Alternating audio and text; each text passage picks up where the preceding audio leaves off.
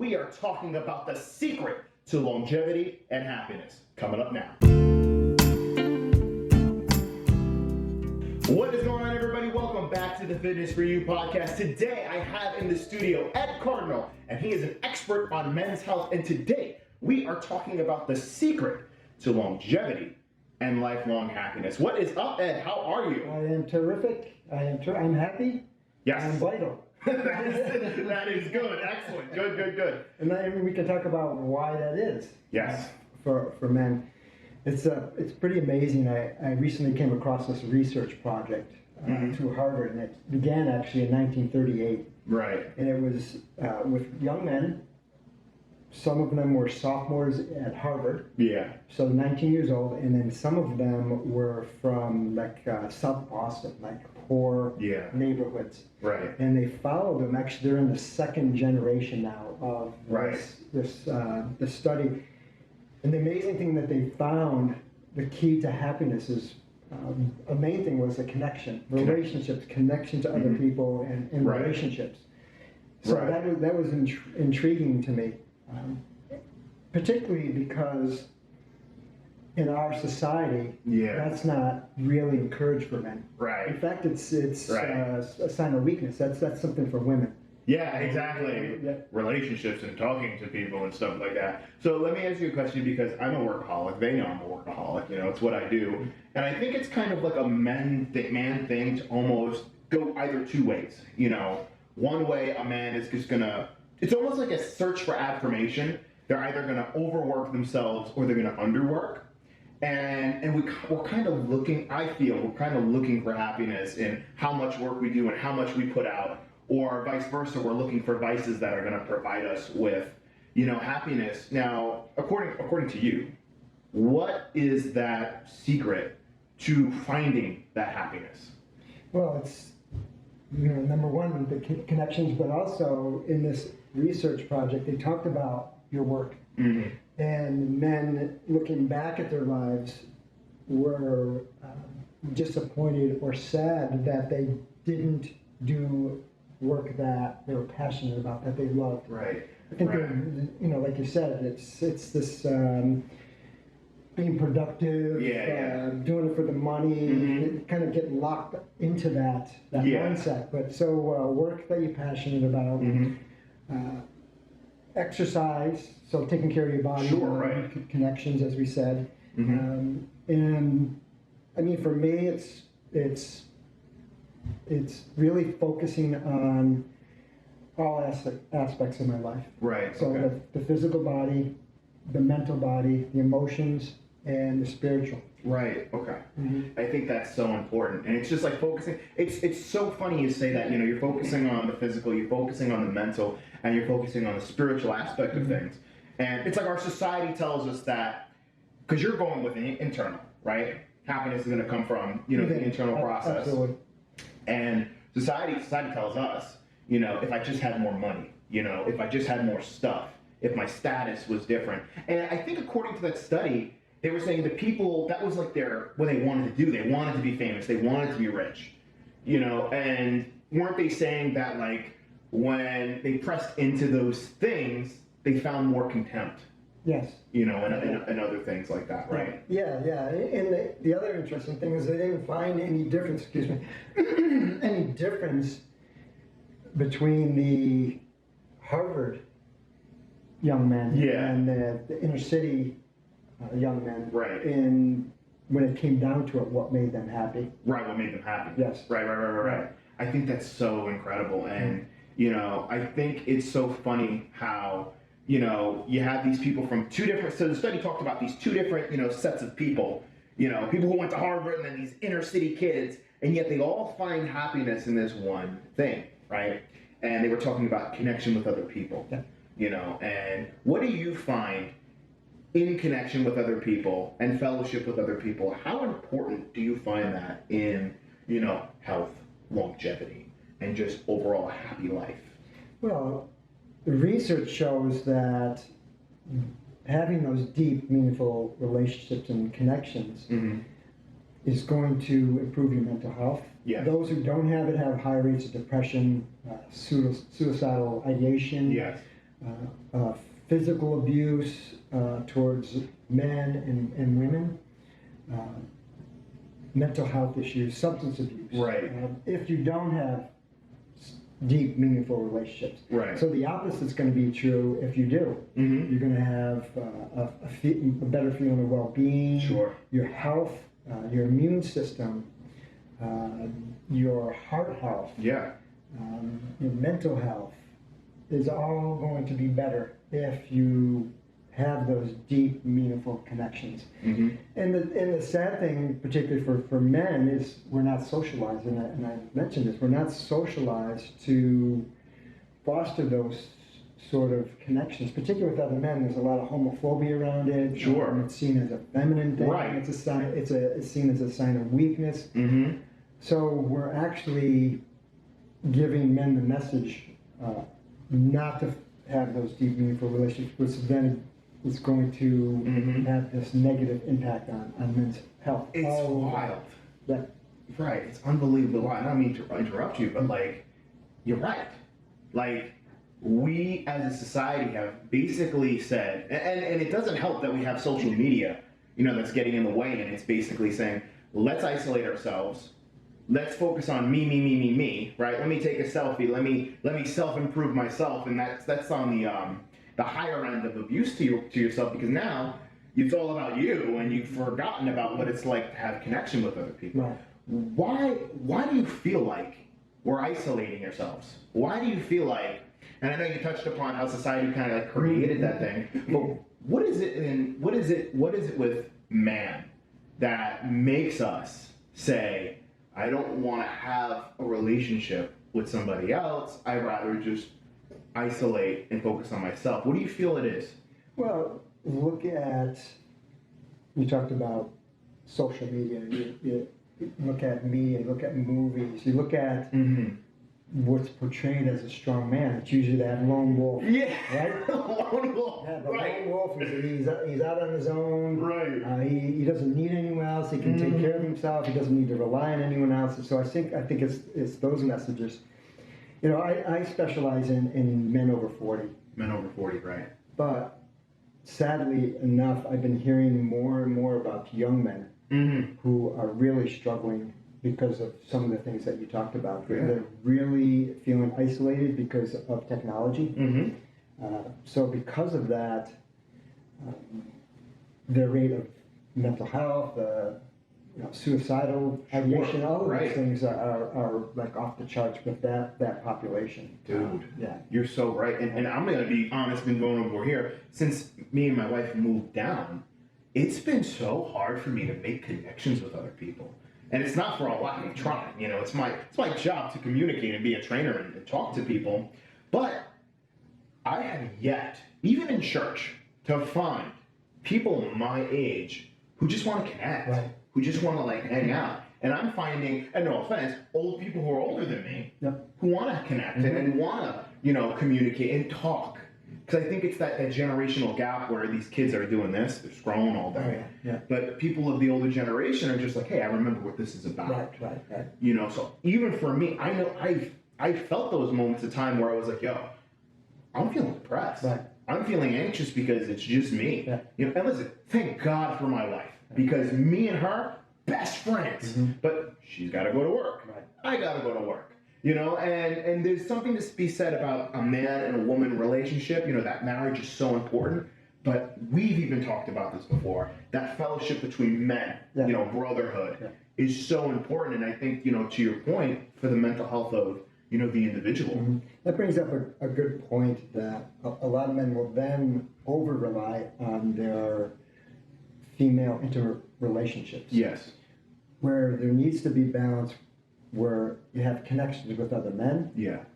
But you also have a connection to yourself. Right. So spending time in solitude, spending time in silence is also important. And, you mentioned moving here to North Carolina, and my wife and I moved here a little over a year ago. Right.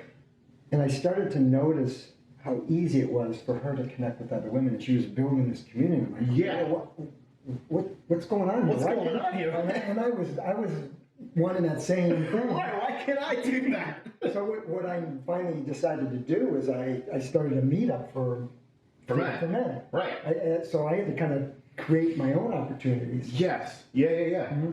Dude, and you're so right because, you know, your wife comes to my fitness classes, mm-hmm. right? Because we live over at, you know, an apartment complex. It's just awesome. There's so much to do. But you make a good point. When she's in these classes, she's talking to everybody. She's socializing. But you make a solid point because everybody in my class is female, right? And this is a voluntary class. Like, it's a free class. You come at your own leisure. You know, the apartment hosts it. And anybody can come. Doesn't matter, you know, your age or whatnot.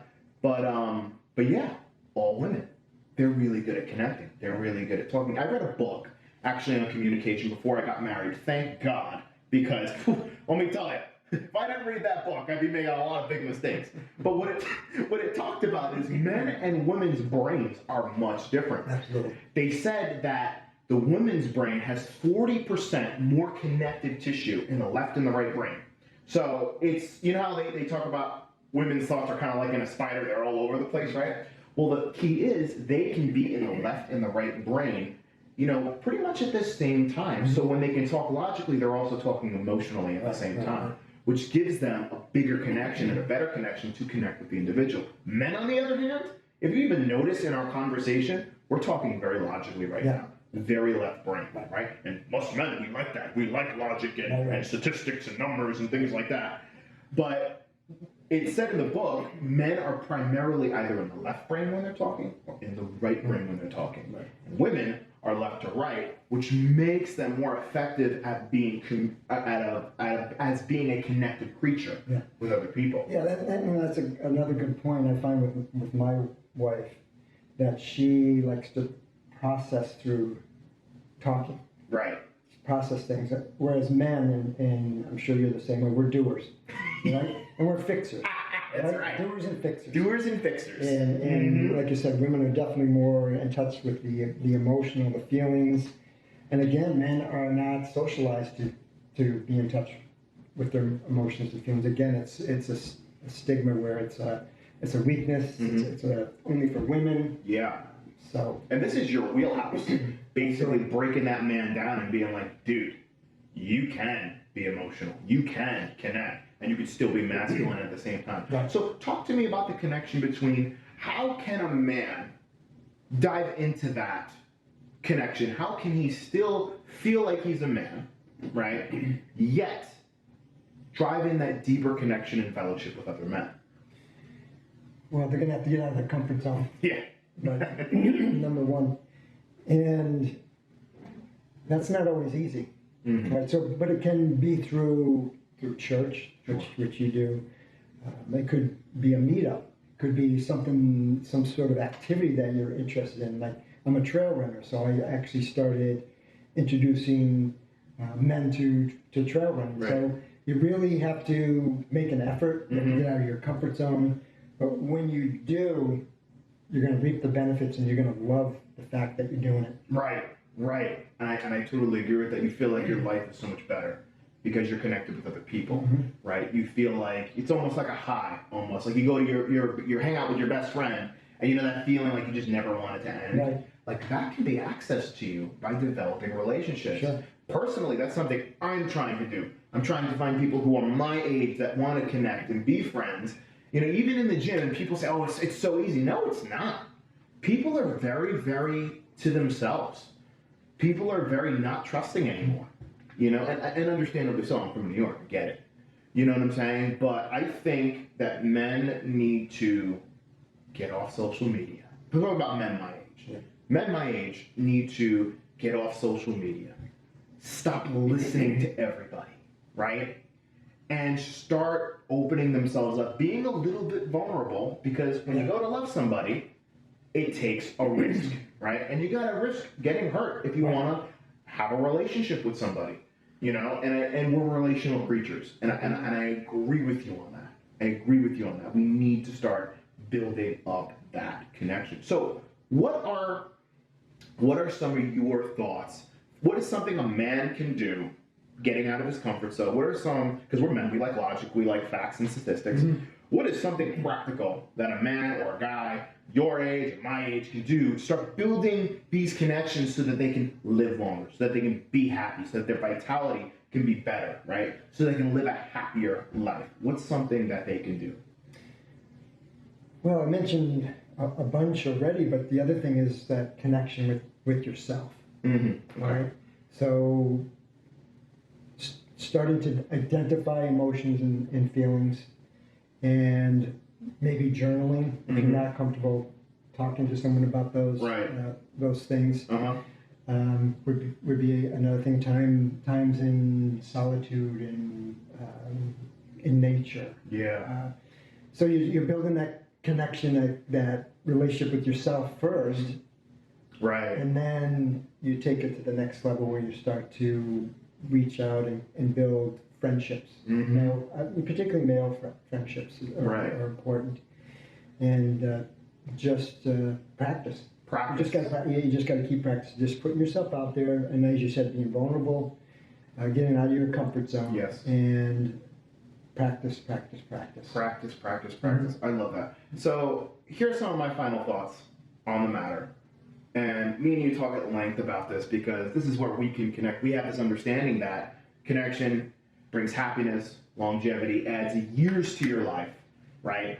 And honestly, it goes hand in hand with exercise and diet. You can have all that out, but you could still be depressed and anxious because you're not in connection with other people, right? You can get so far into your work career that you forget about your marriage, that you forget about the friends that you've made, you know? So one thing that you can do, and this is just my opinion, you can send out a text message to a friend that you haven't talked to in a long time. Exactly. Give a person a call. Get out of your comfort zone. That anxiety of not wanting to pick up the phone or send that text message, just do it because you, like you said, you're going to reap the benefits of that. Absolutely. You know, and for me personally, me continuing to keep the connections that I've had in New York has completely changed my life because I know when I go back there, I'll have that connection and it has not died yet. So that's my opinion on the matter. What are some of your final thoughts on this whole topic, and is there anything that you can offer to my audience?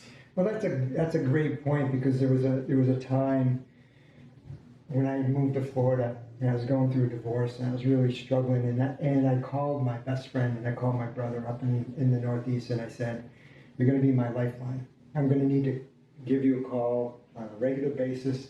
I don't have a support network down here. Right. So you're going to be it," and really relying on that. So you have those old friendships, but it's also important now that we live down here to build new friendships. We've done it before. Why can't we do it again? Why can't we do it again? Right. Yeah. So I actually put out a bi-weekly newsletter. I call it the Men's Letter. That's right. It's packed full of information. It's a resource on all aspects of health, mostly physically, spiritually, on this topic, men and friendship. Yeah. Inspirational, motivational. I love it. Yeah, so if your listeners want to get this men's letter, they can reach out to you, and then I can send them the link to do so. Absolutely. And what also I'm going to do is I'm going to actually link it down below. Let me tell you something. This men's letter is jam-packed. Oh, you get it. That's right. I get it. Oh, yeah. I've been subscribed for a long time now. Let me tell you, it is jam-packed with goodies and information. If you're a golden nugget kind of guy, I'm a golden nugget kind of guy. I like listening to advice and getting those little tidbits of golden nuggets just to add to my tool belt. And this men's letter is one of those tool belt things that you're going to want and need. So I'm going to link it down below. If you guys are looking to just change your life, you know, if you guys are looking to get that advantage, to get that golden nugget, to start adding to your tool belt so that you can slowly but surely get better and be happier, then you're going to want to subscribe to that newsletter. I'm going to link it down below. Absolutely. Awesome. Any final words, Ed? No, I think this is an important conversation to have for men. So I'm glad we were able to kind of have a conversation about it, because a lot of men are feeling isolated, feeling disconnected, and that's not a good place to be, because it's going to affect your health on all levels. On all levels. so we're doing our best to help men, and I appreciate you having me on today. Absolutely. And dude, thank you for having me on. It is awesome to always have you. It's always a pleasure to have you Ed on my channel because it's so nice. You bring such a new and awesome perspective on men's health. But I want to hear from you. We want to hear from you. So if you guys have any advice, or maybe we missed anything, or maybe you have an opinion on the matter, I want to hear it down below. So why don't you put that in the comments section below. But listen, guys, you guys know the deal. Love your body, love your mind, and love your soul. We'll see you next time.